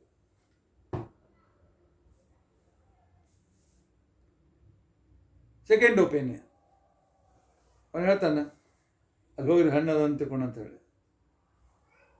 ಹೋಗೋಣ ಬೇಡ ಅಂತ ಹೊಂಟ ಅದೇ ಕಡೆಯಿಂದ ಇನ್ನೊಬ್ಬ ಬರ್ತಾನೆ, ಬಂದ ಅಲ್ಲಿ ಗಿಡದ ಹಣ್ಣು ಅಂತ ಹೇಳಿ ಅದೇ ಕರೆ ಹೌದಪ್ಪ ಹೋಗು ಅಂತ ತಿಳ್ಕೊಂಡು ಅವಾಗ ಒಂದನ್ನು ಹೇಳಿದ್ದಾನೆ, ಇನ್ನೊಬ್ರು ಅದನ್ನೇ ಸಮಾನ. ಈಗಿನ ದಿವಸ ಸೈನ್ಸ್ದೊಳಗೆ ನಾವು ಏನು ಒಂದು ಸಿದ್ಧ ಮಾಡ್ತೀವಿ, ಅದು ಜಗತ್ತಿನಲ್ಲಿ ಎಲ್ಲ ಲ್ಯಾಬ್ನಲ್ಲೂ ಸಿದ್ಧ ಆಗಬೇಕು. ಅದು ನನ್ನ ಲ್ಯಾಬೊರೇಟರಿಯಲ್ಲಿ ಸಿದ್ಧ ಆಗ್ಯದ, ಇನ್ನೊಂದು ಕಡೆ ಆಗಲಿಲ್ಲ ಅಂತಂದ್ರೆ ಅದು ಪ್ರಾಮಾಣಿಕ ವಿಷಯ ಅಂತ ಅನ್ಸೋದಿಲ್ಲ. ಅದು ಎಲ್ಲ ಕಡೆಯಲ್ಲೂ ಕೂಡ ಸಾರ್ವತ್ರಿಕವಾಗಿರ್ತಕ್ಕಂಥ ಸಿದ್ಧಿ ಅದಕ್ಕೆ ಬರಬೇಕು, ಪ್ರಯೋಗ ಬರಬೇಕು. ಆಗ ಅದು ಪ್ರಮಾಣ ಅಂತ ಅನ್ಸ್ಕೊಳ್ತದೆ. ನಿಮ್ಮ ಮಾತಿಗೆ ಮಧ್ವಾಚಾರ್ಯರೇ ಇನ್ನೊಂದು ರೀತಿಯಾಗಿರ್ತಕ್ಕಂಥ ಪ್ರಮಾಣಾಂತರ ಸಂವಾದ ಇಲ್ಲ.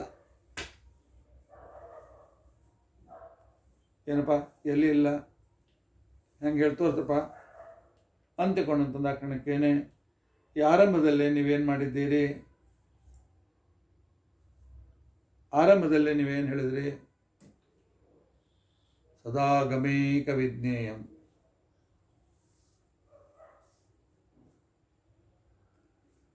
ಪರಮಾತ್ಮ ಕೇವಲ ವೇದಗಳಿಂದ ತಿಳಿಯಲ್ಪಡ್ತಾನಂತ ಹೇಳಿದ್ರು. ಹಾಗಾದ್ರೆ ನಿಮ್ಮ ಪರಮಾತ್ಮ ಸರ್ವೋತ್ತಮ ಅಂತ ಅನ್ನೋದಕ್ಕೋಸ್ಕರ ಬೇರೆ ಪ್ರಮಾಣ ಇಲ್ಲ ಅಂತ ಅರ್ಥ. ಯಾಕೆ ನೀವು ಏಕ ಶಬ್ದ ಉಪಯೋಗಿಸಿದಿರಲ್ಲ. ಆದ್ದರಿಂದಾಗಿ ಇತರ ಅಥವಾ ಅನ್ಯತರ ಪ್ರಮಾಣದ ಸಂವಾದ ರಹಿತತ್ವ ನಿಮ್ಮ ಸದಾಗಮೇಕ ವಿಜ್ಞೇಯಂ, ವೇದಗಳಿಂದಲೇ ಪರಮಾತ್ಮ ಸಿದ್ಧನಾಗ್ತಾನಂತ ತಿಳ್ಕೊಂಡಂತನ್ನುವ ಮಾತು ಇದು ಅಪ್ರಮಾಣಕ್ಕಾಗಬಾರದು, ವಿಪ್ರಲಂಬ ವಾಕ್ಯವತ.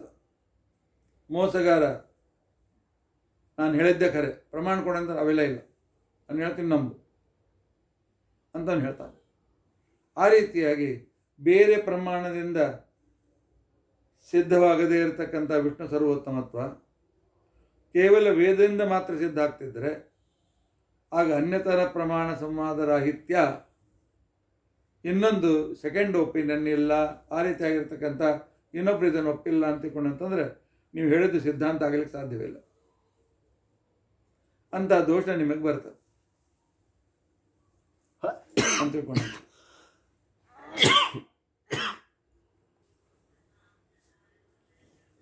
ಅದಕ್ಕೆ ಆಚಾರ ಅಂತಾರೆ. ಸರಿ, ಸಂವಾದ ರಾಹಿತ್ಯ ಅಂತ ತಿಳ್ಕೊಂಡಂತಂದ್ರೆ ಏನು? ಇದನ್ನ ಅಪ್ರಮಾಣ ಅಂತ ಹೇಳಿಕಂತ ಹೊಂಟಿಲ್ಲ, ಅಪ್ರಮಾಣ ಅಂತ ಹೇಳಿಕ್ಕೆ ಬರಂಗಿಲ್ಲ. ಯಾಕಂದ್ರೆ ವೇದದಿಂದ ಪ್ರಮಿತವಾಗಿದೆ. ಇಂಥದಕ್ಕೆ ಭಾಗಾಸಿದ್ಧಿ ಅಂತ ತಿಳ್ಕೊಂಡಂತೇಳಿ ದೋಷ ಕೊಡ್ತಾರೆ. ಒಂದು ಪ್ರಾಮಾಣಿಕವಾಗಿದೆ, ನಿಶ್ಚಿತವಾಗಿದೆ, ಆದರೆ ಇನ್ನೊಂದು ಪ್ರಮಾಣ ಸಿಗಲಿಲ್ಲ ಅಂದ್ರೆ ಒಂದು ಭಾಗದಿಂದ ಸಿದ್ಧ ಆಗ್ಯದ, ಇನ್ನೊಂದು ಭಾಗದಿಂದ ಸಿದ್ಧವಾಗಿಲ್ಲ ಅಂತ ತಿಳ್ಕೊಂಡು ತಂದಬೇಕು.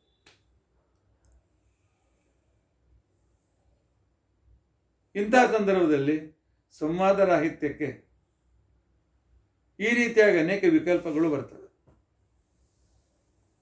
ಏನು? ಸಂವಾದರಾಹಿತ್ಯ ವಿಪ್ರಲಂಬ ವಾಕ್ಯವಾಗಿದ್ದರೆ ಅದು ಅಪ್ರಮಾಣ, ನಾವು ಒಪ್ತೇವೆ. ಮೋಸಗಾರನು ಹೇಳಿದ ಮಾತಾಗಿದ್ದರೆ ಅದು ಅಪ್ರಮಾಣವಾಗ್ತದೆ, ಅದನ್ನು ನಾವು ಒಪ್ತೇವೆ. ಆದರೆ ಕೆಲವು ಸಂದರ್ಭದಲ್ಲಿ ಬೇರೆ ಪ್ರಮಾಣದಕ್ಕೆ ಇರೋದೇ ಇಲ್ಲ, ಬೇರೆ ಪ್ರಮಾಣದಿಂದ ಅದನ್ನು ತಿಳ್ಕೊಳ್ಳಿಕ್ಕೆ ಆಗೋದಿಲ್ಲ ಅಂತ ಸಂದರ್ಭ ಇರ್ತದೆ. ಆವಾಗ ಅದನ್ನು ಪ್ರಮಾಣ ಅನ್ಲಿಕ್ಕೆ ಬರ್ತದೋ ಇಲ್ಲೋ. ಉದಾಹರಣೆಗೆ, ಕಲ್ಲು ಸಕ್ಕರೆಯ ರುಚಿ ಕೇವಲ ನಾಲಿಗೆಗೆ ಮಾತ್ರ ವೇದ್ಯ. ನಾಲಿಗೆ ಒಂದೇ ಇದು ಸಿಹಿ ಅಂತ ಹೇಳಲಿಕ್ಕೆ ಸಾಧ್ಯವಾಗ್ತದೆ. ಕಣ್ಣು ಹೇಳ್ತದ, ಮೂಗು ಹೇಳ್ತದ, ಕಿವಿ ಹೇಳ್ತದ? ಹೇಳೋದಿಲ್ಲ. ಇದಕ್ಕೆ ಪ್ರಮಾಣಾಂತರ ಸಿದ್ಧಿ ಇಲ್ಲ. ಸಕ್ಕರೆ ಸಿಹಿ ಅಂತ ಅನ್ನೋದಕ್ಕೆ ನಾಲಿಗೆ ಒಂದೇ ಪ್ರಮಾಣ. ನನ್ನ ನಾಲಿಗೆ ಇರ್ಬೋದು, ನಿನ್ನ ನಾಲಿಗೆನೇ ಇರ್ಬೋದು, ಮತ್ತೊಬ್ಬನ ನಾಲಿಗೆ ಇರ್ಬೋದು. ಆದರೆ ಬೇರೆ ಪ್ರಮಾಣದಿಂದ, ಬೇರೆ ಇಂದ್ರಿಯಗಳಿಂದ ಇದು ಸಿಹಿ ಅಂತ ಅನ್ನೋದು ಹೇಳಲಿಕ್ಕಾಗೋದಿಲ್ಲ. ಅಪ್ರಮಾಣ ಅಂತ ಅನ್ಲಿಕ್ಕಾಗ್ತದೆ ಅಥವಾ ವ್ಯರ್ಥ ಅಂತ ಅನ್ಲಿಕ್ಕಾಗ್ತದೆ? ಅನ್ಲಿಕ್ಕಾಗೋದಿಲ್ಲ. ಅದೇ ರೀತಿಯಾಗಿ ವಸ್ತು ನೋಡಬೇಕೆ ಅಂತಿಕೊಂಡಂತೆ ಕಣ್ಣು ಅದಕ್ಕೆ ಪ್ರಮಾಣ. ಉಳಿದ ಇಂದ್ರಿಯಗಳು, ಕಿವಿ ಆಗಲಿ, ಕೈ ಆಗಲಿ, ಮೂಗಾಗಲಿ, ಇದು ಇಂಥ ಬಣ್ಣದದ ಅಂತಿಕೊಂಡಂತ ಹೇಳಿ ಬರೋಂಗಿಲ್ಲ. ಪ್ರಮಾಣಾಂತರ ಸಿದ್ಧ. ಇದಕ್ಕೆ ಬೇರೆ ಪ್ರಮಾಣ, ಬೇರೆ ಇಂದ್ರಿಯ ಪ್ರಮಾಣ ಇಲ್ಲ ಅಂತೇಳಿ ಅಪ್ರಮಾಣ ಅಂತ ಅನ್ಲಿಕ್ಕಾಗ್ತದೇನು? ಆಗಂಗಿಲ್ಲ. ಮತ್ತು ಅಗ್ನಿ ಹಿಮಸ್ಯ ಬೇಟಜಂ,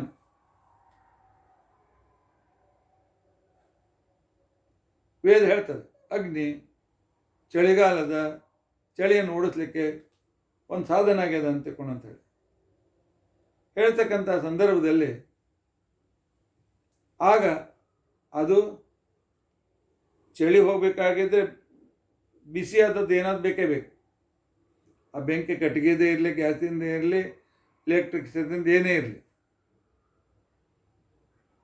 ಆದರೆ ಅಗ್ನಿರ್ಹಿಮಸ್ಯ ಬೇಡಜಂ ಅಂತಕೊಂಡಂತನ್ನೋದು ಪ್ರಮಾಣಾಂತರದಿಂದ ಸಿದ್ಧ ಆಗಿಲ್ಲ ಅಂತ ಹೇಳ್ಕೊಂಡು, ಅದರಿಂದಾಗಿ ಇದನ್ನು ಅಪ್ರಮಾಣ ಅಂತಕೊಂಡು ಅಂತ ಹೇಳಿಕ್ಕೆ ಬರೋದಿಲ್ಲ.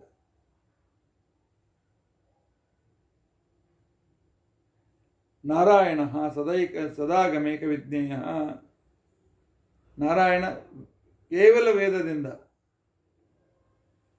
ಅವನು ತಿಳಿಯಲ್ಪಡ್ತಾನೆ. ವೇದ ಬೇಕೇ ಬೇಕು. ಇಲ್ಲಿ ವೇದ ಕೇವಲ ವೇದದಿಂದ ಅಂತಕೊಂಡಂತನ್ನುವ ಸಂದರ್ಭದಲ್ಲಿ ಅನ್ಯ ವ್ಯವಚ್ಛೇದ ಇಲ್ಲ. ವೇದದಿಂದ ತಪ್ಪದೇ ಪರಮಾತ್ಮ ತಿಳಿಯಲ್ಪಡ್ತಾನೆ ಅಂತಕೊಂಡಂತನ್ನೋ ವಿಚಾರ ಅದ. ಆದರೆ ವೇದದ ಸಹಾಯ ರಹಿತವಾಗಿರ್ತಕ್ಕಂಥದ್ದಿಂದ ಅದು ತಿಳಿಯಲ್ಪಡ್ತದೆ ಅಂತ ಅನ್ನೋದಕ್ಕೋಸ್ಕರ ಪ್ರಮಾಣ ಇಲ್ಲ.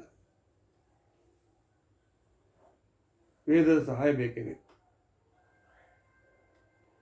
ವೇದ ಇಲ್ಲದೆ ಪೂರ್ತಿಯಾಗಿ ಅತೀಂದ್ರಿಯವಾಗಿರ್ತಕ್ಕಂಥ ವಿಷಯವನ್ನು ನಾವು ತಿಳಿಸಿ ಹೇಳಲಿಕ್ಕಾಗೋದಿಲ್ಲ. ಅದಕ್ಕೋಸ್ಕರ ವೇದ ಅನಿವಾರ್ಯವಾಗಿ ಬೇಕು.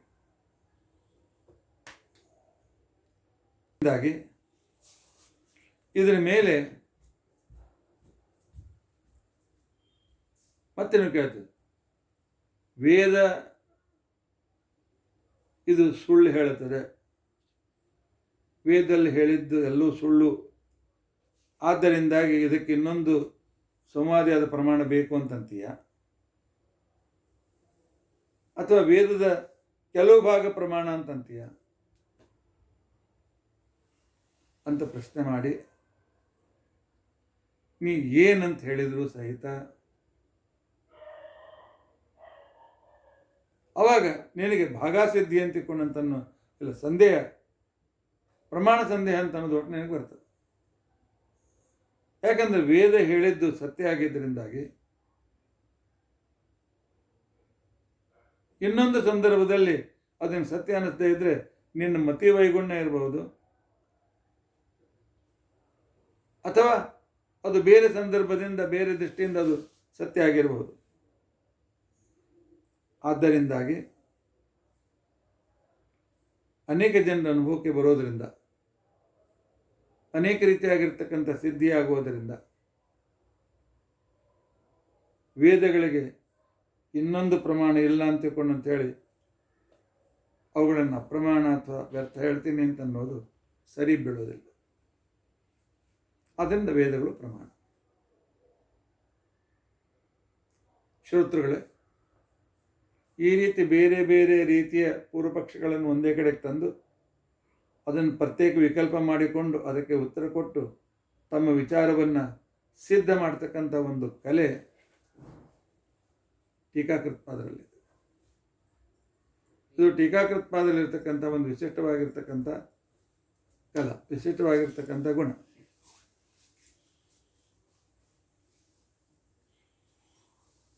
ಹಾಗಾದರೆ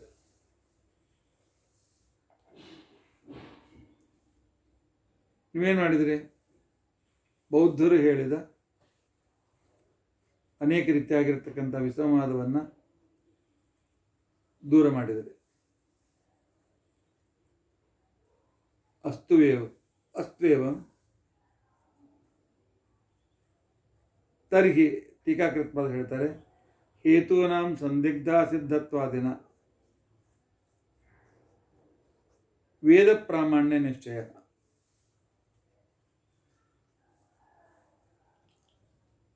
ಆದ್ದರಿಂದ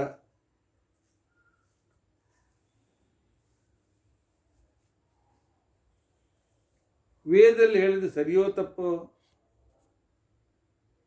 ಪುನರುಕ್ತಿ ಸರಿಯೋ ತಪ್ಪೋ ಅನ್ನೋದು ಸಂದೇಹ ಉಳಿದೇ ಉಳಿತದಲ್ಲ. ನೀವು ಸಂದೇಹ ಬರ್ತದೆ, ಸಂದಿಗ್ಧ ಸಿದ್ಧಿ ಇತ್ಯಾದಿ ದೋಷ ಕೊಟ್ಟು ವೇದ ಅಪ್ರಮಾಣ ಅಲ್ಲ ಅಂತಕೊಂಡಂತನ್ನು ಸಿದ್ಧ ಮಾಡಿದ್ರಿ. ಆದರೆ ವೇದ ಪ್ರಮಾಣ ಅಂತಕೊಂಡಂತ ನಿಶ್ಚಯ ಆಗೋದು ಹೇಗೆ? ವೇದದ ಅಪ್ರಾಮಾಣ್ಯತ್ವ ಅಸಿದ್ಧ ಆಯ್ತು, ಆದರೆ ವೇದದ ಪ್ರಾಮಾಣ್ಯ ಸಿದ್ಧ ಆಗಬೇಕಲ್ಲ. ತಥಾಪಿ ಪ್ರಾಮಾಣ್ಯ ವಿಷಯ, ವೇದ ಪ್ರಾಮಾಣ್ಯ ವಿಷಯದ ನಮ್ಮ ಅದೇ ಯಾಕಂತಕೊಂಡಂತ ಕೆಲವು ಸರ್ತಿ ಅಲ್ಲಿ ಹೇಳಿದ್ದು ಆಗೋದಿಲ್ಲ, ಕೆಲವು ಸರ್ತಿ ಅದು ಹೇಳಿದ್ದು ಅಸಂಭವ ಅಂತ ಅನ್ನಿಸ್ತದೆ, ಕೆಲವು ಸಲ ಹೇಳ್ತಕ್ಕಂಥ ವಿಷಯದ ಸರಿಯಾಗೋದಿಲ್ಲ. ಆದ್ದರಿಂದಾಗಿ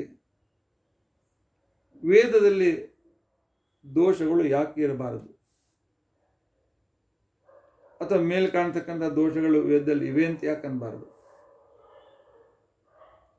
ಯಾಕೆಂತಕೊಂಡಂತಂದ್ರೆ ಒಬ್ಬ ವ್ಯಕ್ತಿ ಪ್ರಾಮಾಣಿಕವಾಗಿ ಹೇಳ್ತಾ ಇದ್ದ ಕೆಲವು ಸಲ ತಪ್ಪು ಹೇಳ್ಬೋದಲ್ಲ. ನಾಗರಳ್ಳಿ ಪ್ರವಚನ ಶಾಸ್ತ್ರ ನೋಡಿ ಹೇಳಿರ್ತಾರೆ, ಕೆಲವು ಸಲ ಅವರಿಗೆ ಅರ್ಥ ಆಗಿರದೇ ಇದ್ದಾಗ ತಪ್ಪು ಹೇಳ್ಬೋದಲ್ಲ. ಈ ರೀತಿ ಸಂಭಾವನೆ ಇರೋದರಿಂದಾಗಿ ವೇದ ಪರಮ ಪ್ರಮಾಣ ಅಂತ ಹೇಗೆ ಹೇಳಲಿಕ್ಕಾಗ್ತದೆ? ವೇದ ಇದು ದೋಷರಹಿತ ಆಗಿದೆ. ಯಾಕೆಂದ್ರೆ ಏನು ಹೇಳಿದ್ರಿ? ಪರಮಾತ್ಮ ದೋಷರಹಿತನಾಗ್ಯಾನ ಅಂತ ಹೇಳ್ತೇವೆ. ಅವನು ದೋಷರಹಿತನಾಗಿದ್ದಾನೆ ಅಂತ ಹೇಳೋದಕ್ಕೆ ವೇದವು ಕೂಡ ದೋಷರಹಿತವಾಗಿರ್ಬೇಕಲ್ಲ. ಆದ್ದರಿಂದಾಗಿ ವೇದದಲ್ಲಿ ಲೇಖಕನ ಅಜ್ಞಾನದ ಪ್ರಭಾವ ಬಂದಿರ್ಬೋದಲ್ಲ. ವೇದದಲ್ಲಿ ಲೇಖಕನಲ್ಲಿರ್ತಕ್ಕಂಥ ದೋಷಗಳು ಅವನ್ನ ಅದ್ರಲ್ಲಿ ಯಾಕೆ ಸೇರ್ಕೊಂಡಿರ್ಬೋದು ಅಂತನ್ನುವ ಪ್ರಶ್ನೆಯಿಂದ ವೇದ ಪ್ರಾಮಾಣ್ಯ ನಿಶ್ಚಯಕ್ಕೆ ನೀವು ಹೇಳ್ತಕ್ಕಂಥ ಮುಖ್ಯ ಉಪಾಯ ಏನು ಹೇಳ್ರಿ ಅಂತ ಕೇಳಿದಾಗ ಅದಕ್ಕೆ ಶ್ರೀಮದಾಚಾರ್ಯರು ಉತ್ತರ ಕೊಡ್ತಾರೆ. ಅಪೌರುಷೇಯತ್ವಾತ್ ವೇದಸ್ಯ. ನೋಡಪ್ಪ, ವೇದ ನಾವು ನೀವು ರಚನೆ ಮಾಡಿದ್ರೆ ನಮ್ಮ ದೋಷ ಅದರಲ್ಲಿ ಬರ್ತದೆ. ಕೆಲವು ಭಾಗ ಸತ್ಯ ಆಗ್ಬೋದು, ಕೆಲವು ಭಾಗ ಅಸತ್ಯ ಆಗ್ಬೋದು. ಆದರೆ ವೇದವನ್ನು ದೋಷರಹಿತನಾಗಿರ್ತಕ್ಕಂಥ ಮನುಷ್ಯ ಬರೀಲೇ ಇಲ್ಲ. ವೇದ ಅಪೌರುಷೇಯವಾದ್ದರಿಂದಾಗಿ ಆಗ ಪುರುಷ ಲೇಖಕನ ದೋಷಗಳು ಲೋಕಕನಲ್ಲಿರ್ತಕ್ಕಂಥ ನ್ಯೂನತೆಗಳು ವೇದದಲ್ಲಿ ಬರಲಿಕ್ಕೆ ಸಾಧ್ಯವಿಲ್ಲ. ಆದ್ದರಿಂದಾಗಿ ವೇದ ಇದು ಪರಮ ಪ್ರಮಾಣ ಅನ್ನೋದನ್ನು ನಾನು ಸಿದ್ಧ ಮಾಡಿ ತೋರಿಸ್ತೀನಿ ಅಂತ ತಿಳ್ಕೊಂಡು ಅಂತೇಳಿ ಟೀಕಾಕೃತ್ಪಾದರು ಹೇಳ್ತಾರೆ. ಇನ್ನು ಅಪೌರುಷೇಯ ಅಂತಂದರೆ ಏನು? ಅಪೌರುಷೇಯತ್ವಕ್ಕೆ ಗಮಕಗಳೇನು? ಲೇಖಕ ಇಲ್ಲದೆ ಒಂದು ವಸ್ತು ಏನಾದರೂ ಹುಟ್ಟಲಿಕ್ಕೆ ಕರ್ತ ಇಲ್ಲದೆ ಇದ್ದಾಗ ಸಾಧನೆ ಇದ್ರೂ ಕೂಡ ಕಾರ್ಯ ಆಗೋದಿಲ್ಲಲ್ಲ. ಒಬ್ಬ ಕರ್ತ ಅಂತ ಅನ್ನೋದು ಬೇಕಲ್ಲ. ಇತ್ಯಾದಿ ಅನೇಕ ವಿಕಲ್ಪಗಳಿಗೆ ಟೀಕಾಕೃತ್ಪಾದರು ಶ್ರೀಮದಾಚಾರ್ಯರು ವಿಸ್ತಾರವಾಗಿ ಉತ್ತರವನ್ನು ಕೊಡ್ತಾರೆ. ಆದ್ದರಿಂದಾಗಿ ಈ 3 ದಿನಗಳ ವಿಚಾರದಿಂದ ವೇದ ಅಪ್ರಮಾಣ ಅಥವಾ ವೇದ ಅಪ್ರಾಮಾಣಿಕ, ವೇದದಲ್ಲಿ ಹೇಳಿದ ಮಾತು ಸತ್ಯ ಅಲ್ಲ ಅಂತಿಕೊಂಡಂತನ್ನೋ ಒಂದು ಮನಸ್ಸಿನಲ್ಲಿರ್ತಕ್ಕಂಥ ಅಥವಾ ನಾಸ್ತಿಕರು ಹೇಳ್ತಕ್ಕಂಥ ವಿಚಾರಧಾರ ಅಂತೇನಿದೆ ಅದು ಶುದ್ಧ ತಪ್ಪು ಅಂತ ಅನ್ನೋದನ್ನು ತೋರಿಸಿಕೊಟ್ಟು ಟೀಕಾಕೃತ್ಪಾದರು ಅಪೌರುಷೇಯತ್ವಾತ್ ವೇದಸ್ಯ ಅಂತಿಕೊಂಡಂತನ್ನುವ ಆಚಾರ್ಯರ ವಿಚಾರವನ್ನು ಬಹಳ ಸೂಕ್ಷ್ಮವಾಗಿ ನಮಗೆ ತಿಳಿಸುವಂತೆ ವಿವರಣೆ ಮಾಡಿದ್ದಾರೆ. ಅದನ್ನು ನಾನು ಪ್ರಾರಂಭ ಮಾಡಿದರೆ ಮತ್ತೆ ಅದು ಅರ್ಧದಲ್ಲಿ ಉಳಿದು ಬಿಡ್ತದೆ.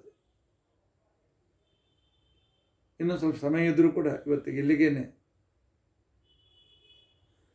ನಾವು ವಿಷಯವನ್ನು ಸಮಾಪ್ತಿಗೊಳಿಸ್ತಾ ಇದ್ದೇವೆ.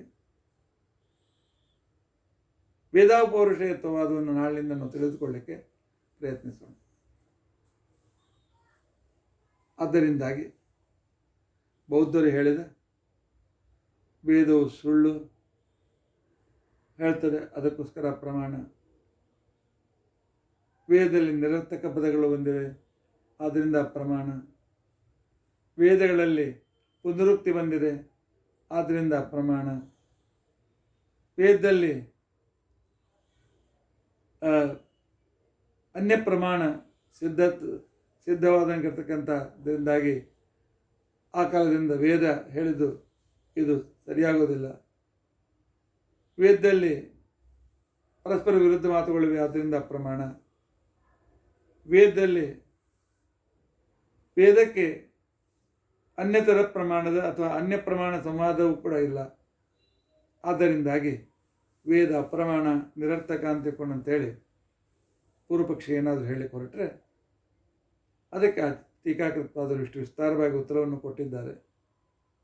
ಇದನ್ನು ನೀವು ಪುನಃ ಪ್ರತ್ಯೇಕವಾಗಿ ಬರೆದಿಟ್ಟುಕೊಂಡಾಗ ಇದರ ಅರ್ಥಾನುಸಂಧಾನ ಮಾಡಲಿಕ್ಕಾಗ್ತದೆ. ವೇದದ ಬಗ್ಗೆ ಸರಿಯಾಗಿ ತಿಳಿದುಕೊಳ್ಳುವುದೂ ಕೂಡ ನಮ್ಮ ಪಾಪಗಳನ್ನು ದೂರ ಮಾಡಿ ನಮ್ಮ ಉದ್ಧಾರಕ್ಕೆ ಕಾರಣವಾಗ್ತದೆ. ಅದಕ್ಕೋಸ್ಕರ ವೇದಯಂತಿ ಪರಮಾತ್ಮನನ್ನು ಮೋಕ್ಷಕ್ಕೆ ಬೇಕಾದ ರೀತಿಯ ಜ್ಞಾನವನ್ನು ನಮಗೆ ಕೊಡ್ತವೆ. ಆದ್ದರಿಂದಾಗಿ ಇವುಗಳಿಗೆ ವೇದ ಅಂತಂತಾರೆ. ನಿರುತ್ತಮಸ್ಯಯೋ ವೇದ ಸರ್ವಪಾಪ ಪ್ರಮುಚ್ಯತೆ. ಮಹಾಭಾರತ ಯಾಕೆ ಬಂತು ಅಂತ ತಿಳಿದುಕೊಂಡರೂ ಕೂಡ ಪಾಪಗಳಿಂದ ದೂರ ಆಗ್ತೀವಿ ಅಂತಿಕೊಂಡಂತ ಮೇಲೆ ವೇದ ಯಾವುದಕ್ಕೆ ಇದಕ್ಕೆ ಯಾಕೆ ವೇದ ಅಂತಂತಾರೆ ಅಂತ ತಿಳಿದುಕೊಂಡರೂ ಕೂಡ ನಮ್ಮ ಪಾಪಗಳು ದೂರವಾಗಿ ಪರಮಾತ್ಮ ಅನುಗ್ರಹಕ್ಕೆ ಕಾರಣವಾಗ್ತದೆ. ಆದ್ದರಿಂದ ವೇದಾಪೌರುಷೇಯತ್ವದ ಒಂದು ಸಂಕಲ್ಪನ ಅಂತಿಕೊಂಡಂತೇನಿದೆ ನಾಳಿನಿಂದ ನಾವು ತಿಳಿದುಕೊಳ್ಳಿ ಪ್ರಯತ್ನಿಸೋಣ. ಇತಿ ಅಧ್ಯಕ್ಷತಾ ಪ್ರಸಕ್ತಿ. ಹರೇ ರಾಮ ಹರೇ ರಾಮ ರಾಮ ರಾಮ ಹರೇ ಹರೇ ಹರೇ ಕೃಷ್ಣ ಕೃಷ್ಣ ಕೃಷ್ಣ ಹರೇ ಹರೇ. ಉಗ್ರಂ ವೀರಂ ಮಹಾವಿಷ್ಣುಂ ಜ್ವಲಂತಂ ಸರ್ವತೋಮುಖಂ ನೃಸಿಂಹಂ ಭೀಷಣಂ ಭದ್ರಂ ಮೃತ್ಯುಂ ನಮಾಮ್ಯಹಂ. ಅಚ್ಯುತಾನಂತ ಗೋವಿಂದ ಸ್ಮೃತಿ ಮಾತ್ರಾರ್ಥ ನಾಶನ ರೋಗಾನ್ಮೇ ನಾಶಯ ಶೇಷಾನ್ ಆಶು ಧನ್ವಂತರೇ ಹರೇ. ಅಕ್ಷಯಂ ಕರ್ಮಯಸ್ಮಿನ್ ಪರೇ ಸ್ವರ್ಪಿತಂ ಪ್ರಕ್ಷಯಂ ಯಾಂತಿ ದುಃಖಾನಿ ಅನ್ನಾಮತಃ. ಅಕ್ಷರೋ ಯೋಜನ ಸರ್ವದೇವಾಮೃತ ಕುಕ್ಷಿಕಂ ಯಸ್ಯ ವಿಶ್ವಂ ಸದಾ ಜಾರಿಕಂ ಪ್ರೀಣಯಾಮೋ ವಾಸುದೇವಂ ದೇವತಾಮಂಡಲ ಖಂಡಮಂಡಲ. ಶ್ರೀಕೃಷ್ಣಾರ್ಪಣಮಸ್ತು.